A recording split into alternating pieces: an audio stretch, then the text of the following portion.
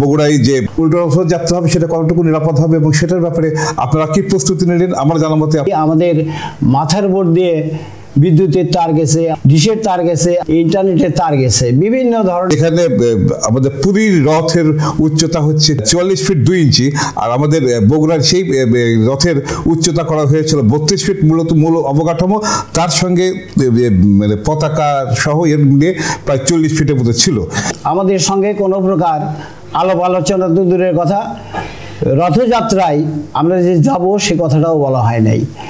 দর্শনার্থীর সংখ্যার চাইতে এই তাদের নিজস্ব যে স্বেচ্ছাসেবক রয়েছে তারা খুবই কম ছিল, এটা ঠিক কম ছিল, সেটা ঠিক আছে। সুপ্রিয় দর্শক শ্রোতা, দৈনিক করতোয়া সমসাময়িক অনুষ্ঠান থেকে আপনাদের স্বাগত জানাই।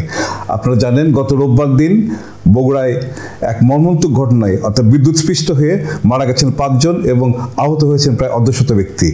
রথযাত্রায় এই যে মর্মান্তিক ঘটনাটি ঘটেছে, সেই মর্মান্তিক ঘটনার ক্ষত দাগ এখনো মানুষের মধ্যে দানা বেঁধে আছে। মানুষ আতঙ্কে আছে যে আগামী সোমবার দিন যে উল্টো রথযাত্রা হবে সেখানে কোনো কিছু ঘটবে কিনা এবং তার জন্য কতটুকু নিরাপদ করা সম্ভব হয়েছে না হয়েছে সেই বিষয়টি নিয়ে আজকে আমাদের এই স্টুডিওতে আলোচনার জন্য উপস্থিত হয়েছেন বাংলাদেশ পূজা উজ্জীবন পরিষদ বগুড়া জেলা কমিটির সম্মানিত সাধারণ সম্পাদক নির্মলেন্দু রায়। তাকে আমি স্বাগত জানাচ্ছি।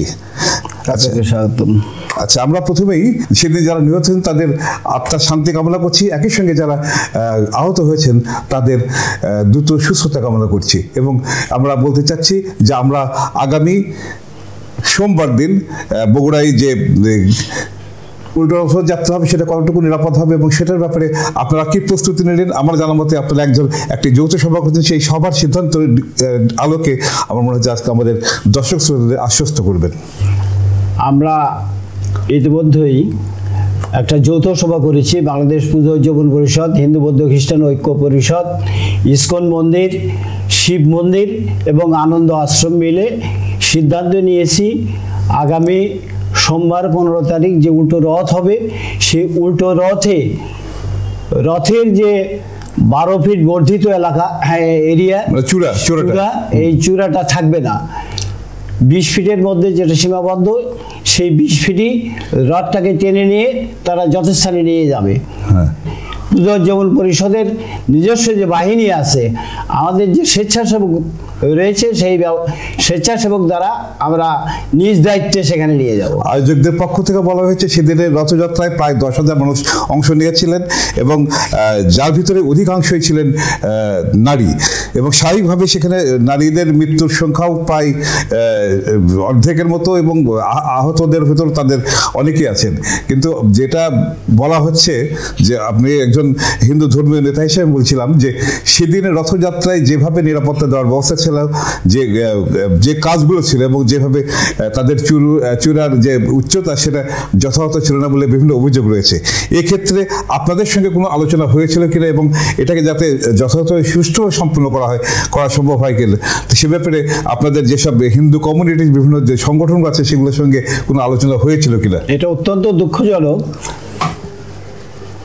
প্রায় প্রতিবারই ইসকন বা আনন্দ আশ্রম আমাদের সঙ্গে সহযোগিতা নেওয়ার জন্য আলাপ আলোচনায় আসেন, কিন্তু এবার আমাদের সঙ্গে কোনো প্রকার আলাপ আলোচনা তো দূরের কথা, রথযাত্রায় আমরা যে যাব সে কথাটাও বলা হয় নাই। এই কারণেই তাদের নিজস্ব যে স্বেচ্ছাসেবক রয়েছে সেটা কিন্তু অত্যন্ত অপ্রতুল। এখানে দর্শনার্থীর সংখ্যার চাইতে এই তাদের নিজস্ব যে স্বেচ্ছাসেবক রয়েছে তারা খুবই কম ছিল, এটা ঠিক কম ছিল, সেটা ঠিক আছে। স্বেচ্ছাসেবকদের কাজ কি ছিল সেটা কিন্তু চোখে স্পষ্ট পড়ে, কারণ প্রতি বছরই রথের সম্মুখে সবুজ পতাকা এবং লাল পতাকা হাতে দেখা যায় যে কখনো যদি থামতে হয় সেটা লাল পতাকা উড়ানো হতো এবং চলার সংকেত দেওয়া হতো সবুজ পতাকা, এবং সেই পতাকা ওড়ানোর কাউকেও দেখা যায়নি।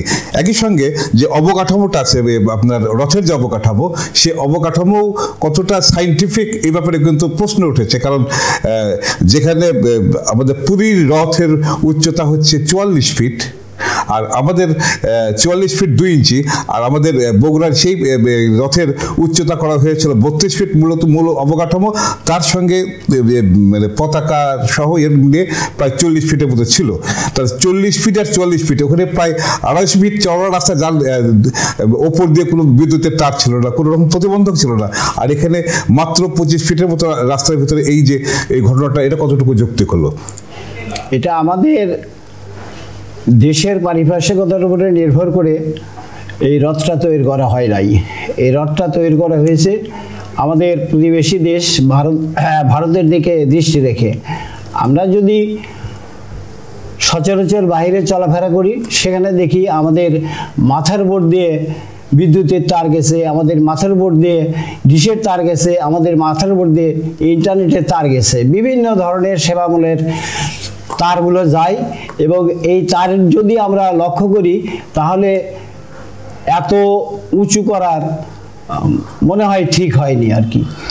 ঠিকই বলেছেন আপনি। তার আরেকটা বিষয় লক্ষণীয়, সেটা হচ্ছে যে শুধুমাত্র উচ্চতার বিষয়টা নয়, বিষয়টা হচ্ছে যে এই অবকাঠামোর ভিতরে, অর্থাৎ আমরা দেখেছি পুরীর যে রথ, মানে জগন্নাথ দেবের যে রথটা যায়, সে জগন্নাথ দেবের রথের চাকা হচ্ছে 16টি, এখানে মাত্র 4টি, অর্থাৎ সামনে 2টো পিছনে 2টো। 2 নম্বর হচ্ছে ওইখানে প্রায় 33 ফিট চওড়া হচ্ছে আপনার চওড়া, দৈর্ঘ্য প্রস্থ হচ্ছে প্রায় 33 ফিট।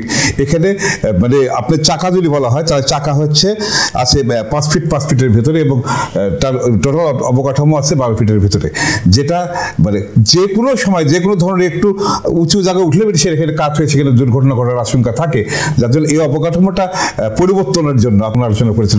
দৈর্ঘ্যে প্রস্থে যেটুকুই হোক, যদি আমাদের উপরের দিকে হাইটটা যদি কমানো যায়, তাহলে আমাদের আর সম্ভাবনা খুব কম থাকবে আগামী দিনে দুর্ঘটনা ঘটার জন্য। আর একটা কথা শুনলাম যে ইসকনের পক্ষ থেকে, কেন্দ্রীয় নেতৃবৃন্দ থেকে তাদের কাছে একটা নির্দেশনা আসছে যে উপরে যেটা স্টিলের ইয়েটা আছে বা আপনার গম্বুজের মতো যেটা আছে, সেটা থাকা চলবে না, কাঠের।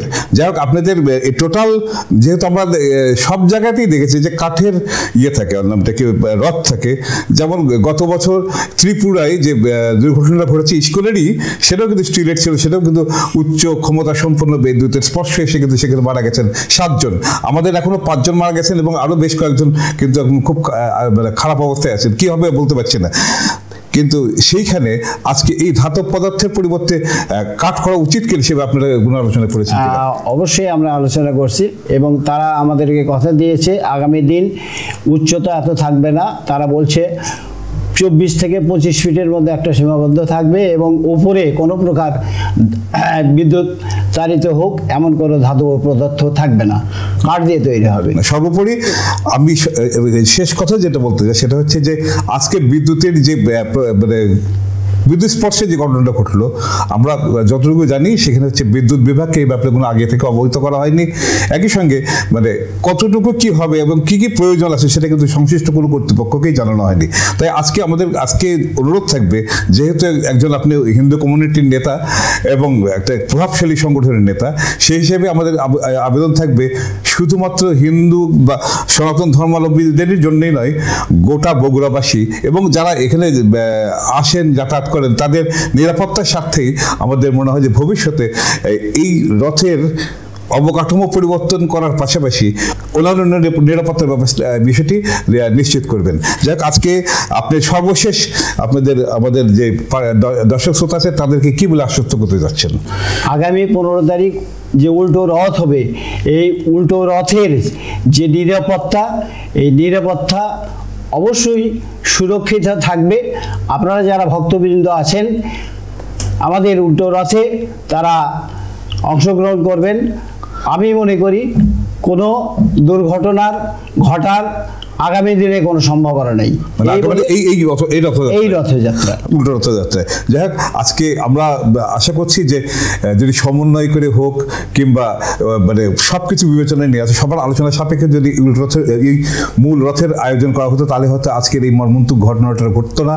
তাই যারা আয়োজন করছেন তাদেরও এই বিষয়টাকে দৃষ্টি রাখার জন্য আবেদন জানিয়ে ভবিষ্যতে যেন আর কোনো দুর্ঘটনা না ঘটে, আর কোনো মায়ের কোল খালি না হয়, কারো কোনো সন্তান যেন তাদের পিতৃ বা মাতৃহারা না হয়, এই বিষয়টা নিশ্চিত করার আবেদন জানিয়ে আজকে আপনাদের সবাইকে শুভেচ্ছা জানিয়ে আজকের এই অনুষ্ঠানে সমাপ্ত করার জন্য সবাইকে ধন্যবাদ।